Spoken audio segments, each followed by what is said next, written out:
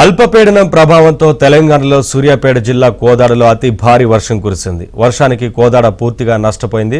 పలు గ్రామాల్లో వరద ప్రభావానికి భారీ నష్టం వాటిల్లింది. తొగర్రాయి, కూచిపూడి గ్రామాల్లో తీవ్ర నష్టం వాటిల్లింది. అక్కడి పరిస్థితులు ఇప్పుడిప్పుడే కుదుటపడుతున్నాయి.